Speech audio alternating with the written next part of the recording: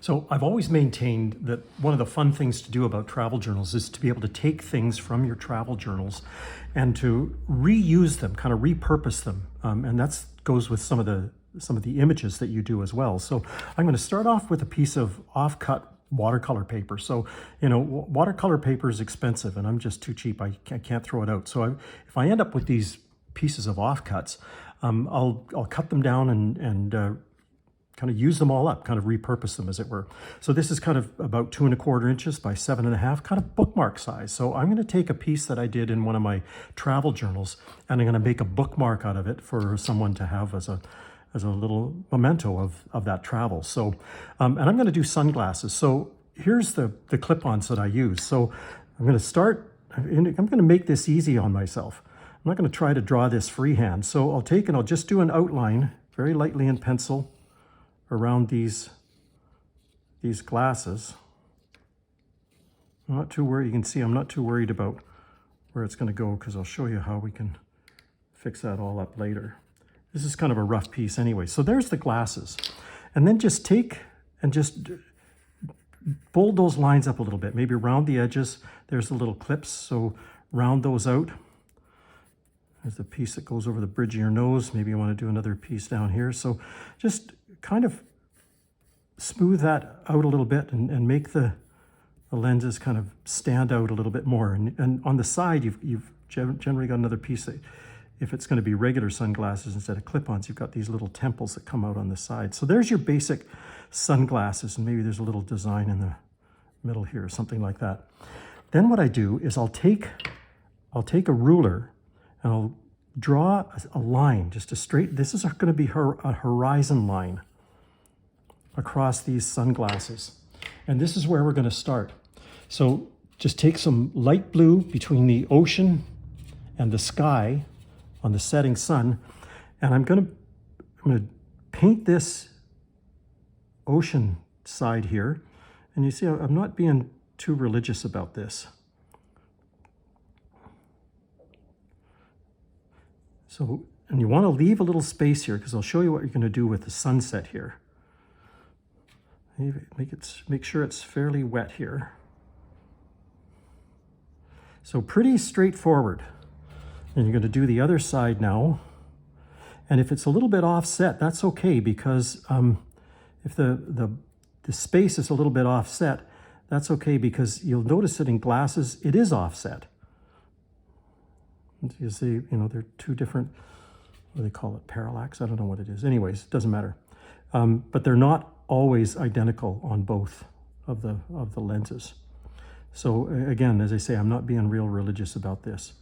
So there's your basic piece for the sea. Now I'm going to take a red here, just a very pale red. I'm going to add this in here for the sunset, and I'm going to bleed it into the blue that's here.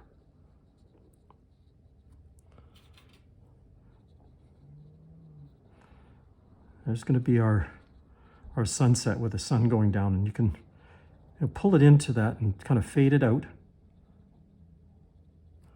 And then just the absolute hintest bit of orange around here as well. I know it looks yellow, but it's actually an orange that I'm using, and it kind of colors it up. So there's the ocean side of things. Now for the sky, and the sun's kind of going down in my little mind here anyways. So I'll take some blue that's darker blue, and I'll do exactly the same. But with a darker blue, I'll go up top here, and again, keeping it fairly wet. I'll paint these sides up exactly as I did. Remember, it's a reflection in the water from that sunset.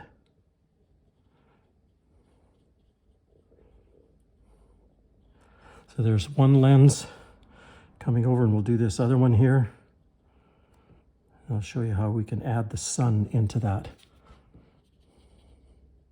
So again, keep it wettish, because you'll want, when we pull that red in there and that orange for the sunset, you're going to want it to bleed in and kind of feather out, as it were. So there you go. There's the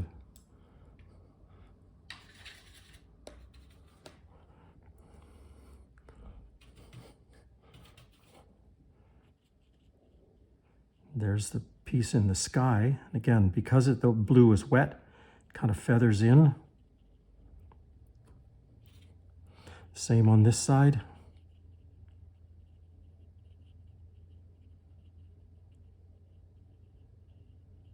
So there's your basic sunset in the glasses. Now, one of the tricks to doing this is that where's the sun, right? So I'm just going to switch over here because this is too wet to use right now. So this is a piece that I did a little bit earlier. And what I'm going to do is I'm going to take a brush with just some plain water, some clear water, not too much, and I'm going to put it right in the middle here. And it soak in a little bit, and then I'm going to pull that water out.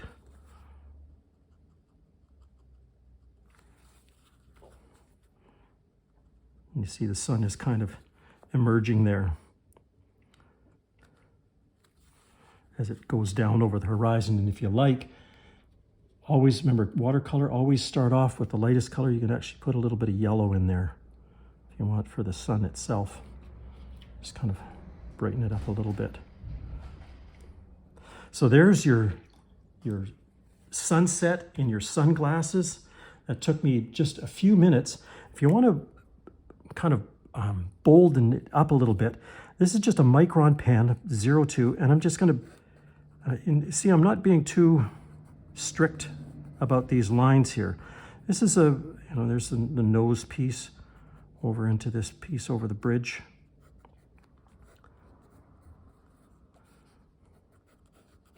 But I wanted to stand out a little bit more than just the pencil does. So I was thinking that this black Pigma pen might make that a little bit bolder. And when I do that with this piece as well, you're going to have a bookmark that is really going to stand out and be a real fun piece to maybe hand off to one of your travel companions. And always remember, at least put your initials on this. It's your artwork, so go for it. So there's a way that you can take items out of your travel journal, and in your travel journal, write about where you were when you were traveling, what beach you were on, what it was like. Was it good for surfing or boogie boarding? Who was with you when you were on that trip? Kind of where you were, what the weather was like. All those kinds of things. Add those little notes. It doesn't have to be a long paragraph. Just do it in point form. And you're going to have some really wonderful context in your travel journal. And use your travel journal for just extra little bits. And there's a bookmark that you can hand out to one of your travel companions. So there you go. Something that you can do with your travel journals once you're done. So lots to come.